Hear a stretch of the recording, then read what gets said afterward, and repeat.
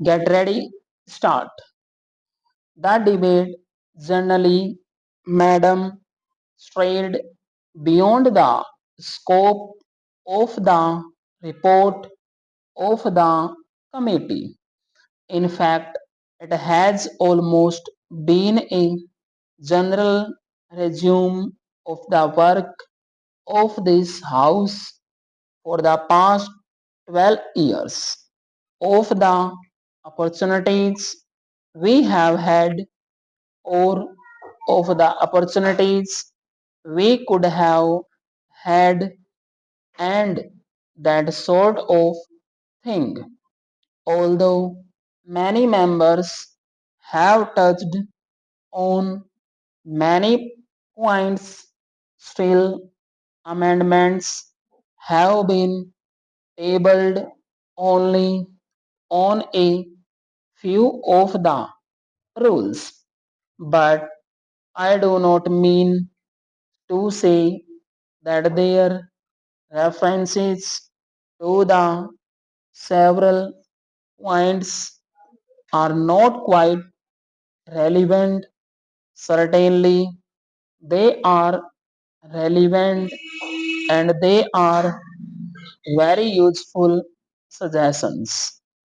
In fact, this debate has been very valuable in throwing much light on the report of this committee.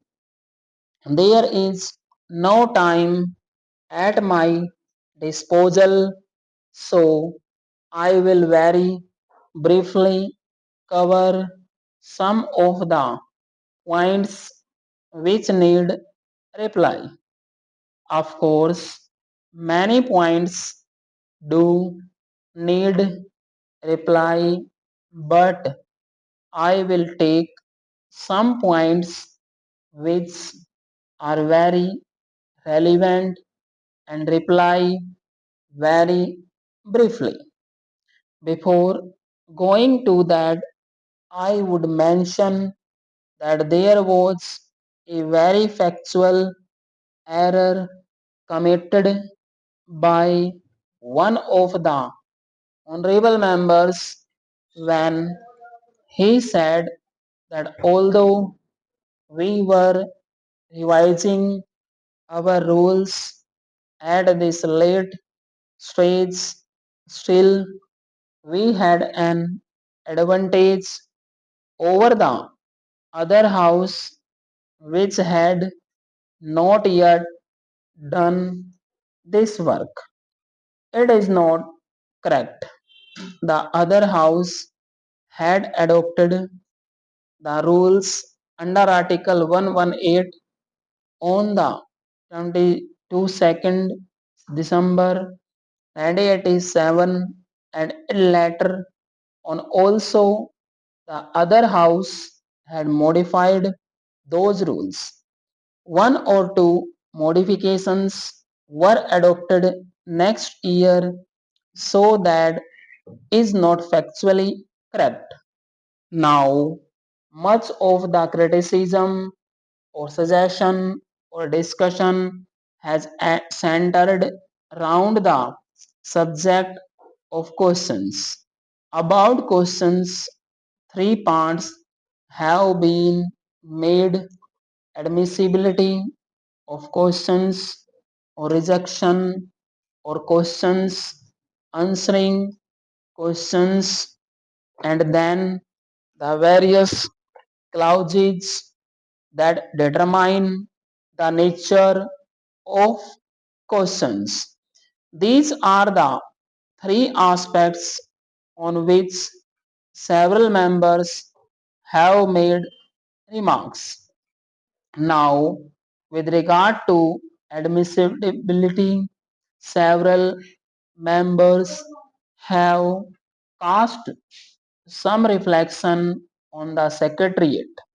Well, the secretariat can only go by the rules, by the conditions prescribed here, unless we say that these conditions or qualifications for a question should not be There, I do not think we can blame the Secretariat. You will remember, Madam Deputy Chairman, that I was one of those who were putting many questions, and I also had the misfortune to have many of my questions. It is true, as many of the honorable members have said, that questions which have been rejected on one ground have been admitted again on the same ground. It has happened like that, but that depends upon the particular person handling the question and his interpretation put upon that. However much we may put down these rules, however much a foolproof framework we can devise for the guidance of those who have got to function and deal with these questions, still there is the subjective element which we cannot avoid, and it is matter of interpretation. Therefore, we should not blame the secretariat because nobody can say that they do it with any malified intention.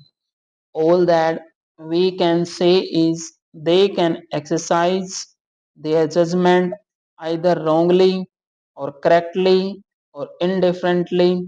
So it is open to every member when he feels that his question ought not to have been rejected to go to the secretariat, sit with the concerned section and then discuss with them. That was what I was doing. That is what many of the members have been doing. Then, after a discussion, either the person understands that his interpretation was wrong, or he convinces us that his interpretation was right, and that the question, as the rule is framed, cannot be admitted.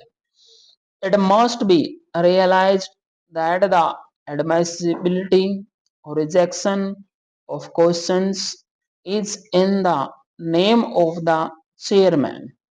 Although one section of the secretariat handles the questions, still it is done in the name of the chairman, so it is not correct property to bring the secretariat into question here.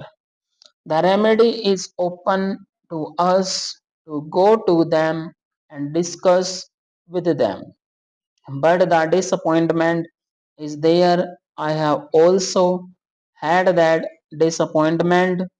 It is true that when in one house on one ground a question is rejected, in another house on the same ground that question is accepted.